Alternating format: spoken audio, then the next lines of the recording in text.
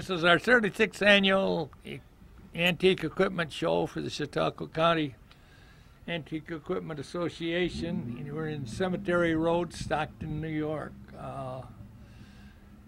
This show's getting bigger every year. All kinds of exhibits, demonstrations. Sawmill will be here, and to give you an idea of what's going on, in the morning the gates open about 8 o'clock, and they got weaving demonstrations in the women's building.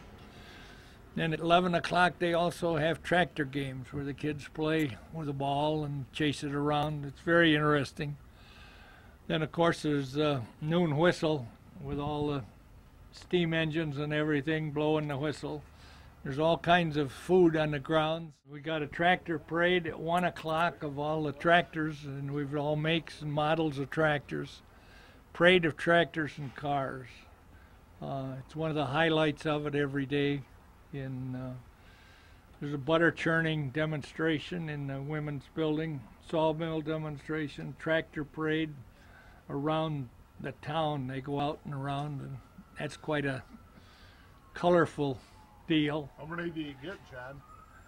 Pardon? How many tractors go out around town? Oh gosh, I would say that, how many? Last year we had just over 50. We had just over 50. Here's Hap Perry, he's our past president, and he's run the show for years here for us. And I'll just let him talk and explain what a show means to him and the people here in our area. Hap? I think John's pretty well covered everything.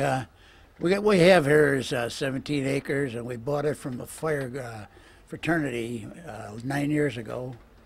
Now we have 15 buildings on it. It gets bigger every year. And before we run out of tractors, we're going to run out of real estate. I mean, things are just great, doing great. Right across the road from me is what I call the best place on the grounds, and that's the Bustye Historical Society, excuse me, and they furnish pies, and that's one thing I insist on. I sample all pies that goes by.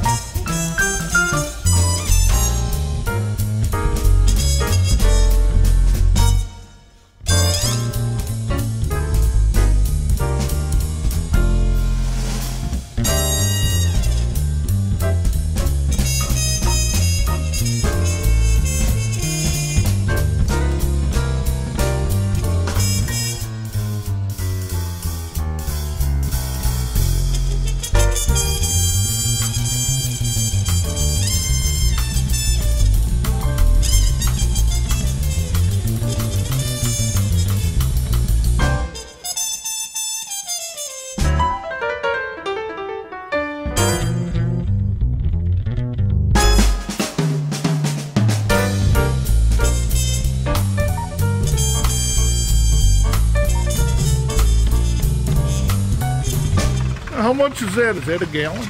This is a gallon-sized jug. It's made by one of our members. It's Gustafson's Maple Product from Faulkner, New York. I got a question. To get a gallon of maple syrup, how much sap does it take? It takes about 40 gallons of sap in order to make one gallon of maple syrup. Wow.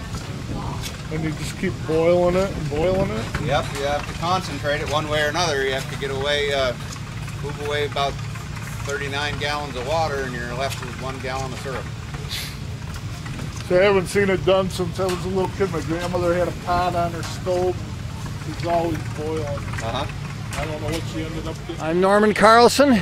I've been doing the log hewing here for many, many years. My father and I did it many years ago too.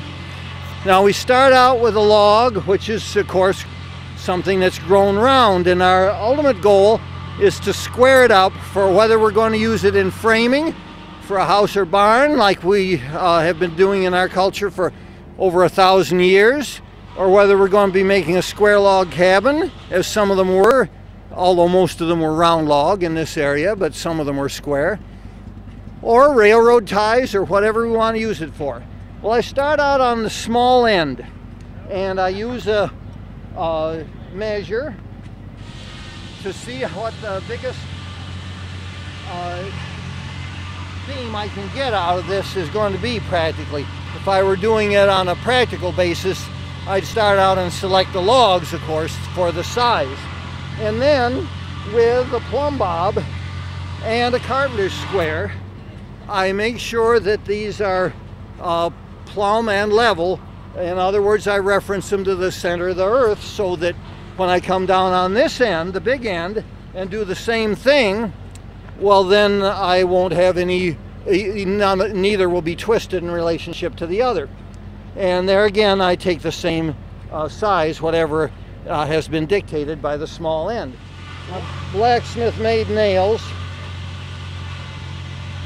and I put one in either end. And I chalk it out. I chalk it out, and I tighten up the chalk line. And I take a look here. Let me get this down. Now this isn't too bad. That's pretty level and straight.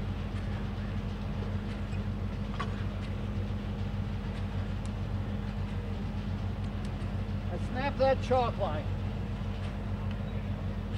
Now that's the line. I'll enhance it here for better visibility. This is the line that you hear about in that old saying, "True to the line, let the chips fall where they may." And the whole thing was taken from this task of log hewing,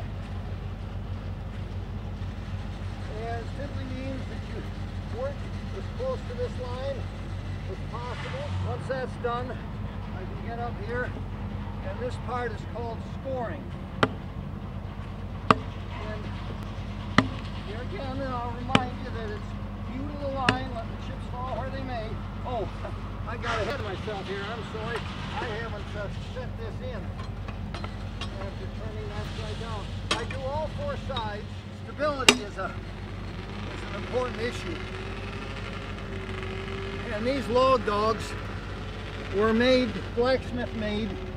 One of them was made here, and one was made by a neighbor on my own forge.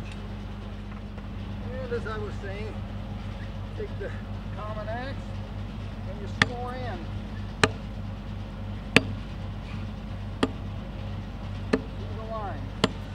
If this was on a regular commercial basis, of course I'd go all the way down through and score all the way, and then turn to the juggling. But for show purposes, so people can see as many of the processes at one time as possible, why I do first one and then the other. I can use a froe and get theoretically a perfect start. Notice that the shape and the weight of the axe seem to do half my work for me. And I used to say, as soon as I found a good strong young woman want to do the other half, I'd be all set. But now they tell me it has to be some sweet old lady. Oh, but the broad axe always has a curved or bent handle, and you can use the axe either right-handed or left-handed, but you have to have a different handle. This one is blacksmith made. There's a steel edge